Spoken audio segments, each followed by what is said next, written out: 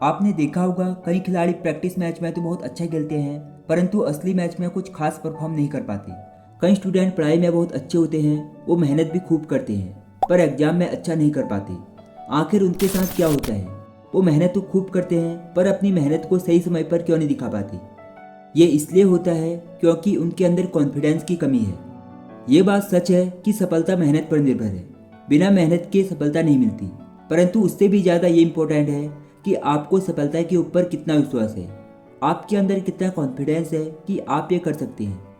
देखिए, मैदान चाहे खेल का हो या फिर जीवन का, अगर आप जीतना चाहते हैं तो आपको अपने ऊपर कॉन्फिडेंस रखना ही होगा।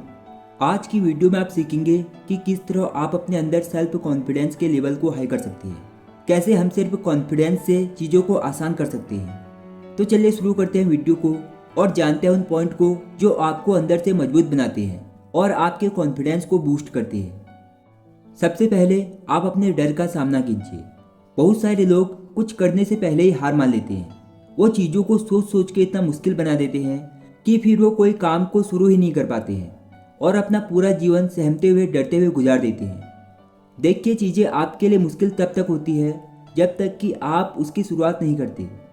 आपकी आधी मुश्किलें तभी खत्म हो जाती है जब आप किसी चीज़ की शुरुआत करते हैं। जिन लोगों से, जिन विजेताओं से आप प्रभावित होते हैं, उनकी आंखों में इसलिए कॉन्फिडेंस की चमक है क्योंकि उन्होंने लोगों की नहीं सुनी। वे अपने कंफर्ट जोन से बाहर निकले और उन्होंने डर का सामना किया। ऐसा डर आपके किसी काम का नहीं जो आपकी उड़ान को रोक दे।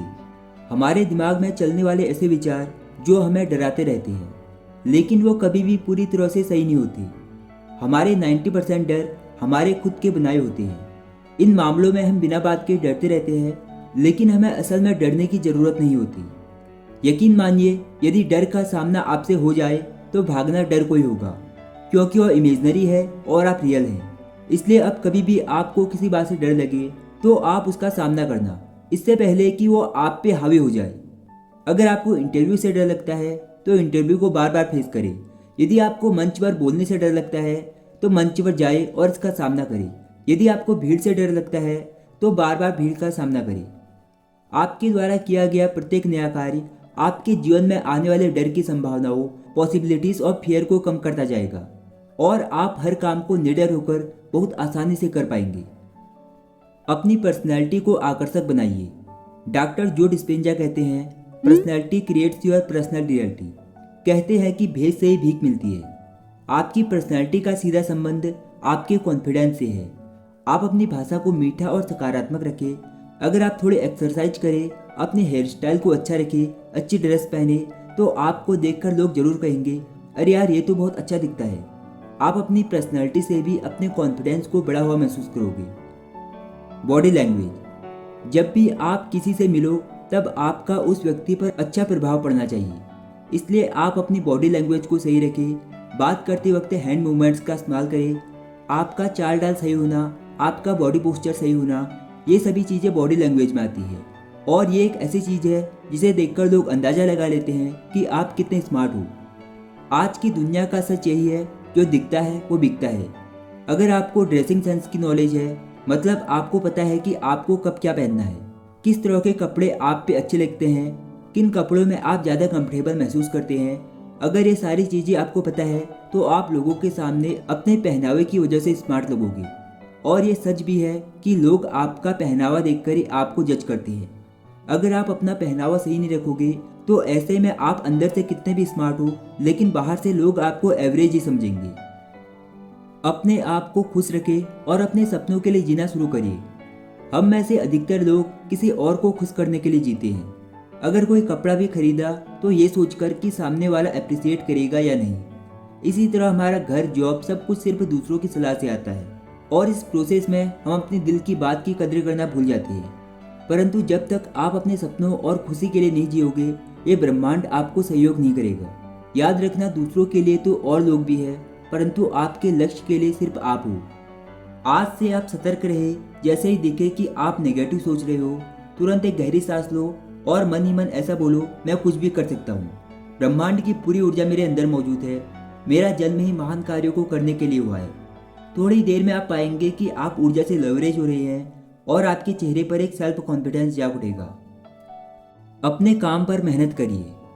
दोस्तों, चाहे वो कोई सेमिनार हो, कोई परीक्षा हो या आपका कोई बिजनेस हो, आप उसके लिए पूरी जान लगाकर मेहनत करो। ऐसा सोचो कि ये आपका आखिरी मौका है, आपको अपना सब कुछ इस काम में लगा देना है। देखिए, सफलता कोई इत्तेफाक या फिर सौगात में मिलने वाली चीज़ नहीं है। सक्सेसफुल बनने के लिए लगे रहना पड़ता है। इस दुनिया में बहुत सारे लोग हैं जो जीतने की चाह तो रखते हैं, लेकिन सफल होने के लिए कड़ी मेहनत नहीं करना चाहते। वो सफलता हासिल करना तो चाहते हैं, लेकिन सोचते हैं कि सब बैठे बैठे ही हो जाए, बिना कुछ किए ही चुटकी बजाई और सफल हो गए।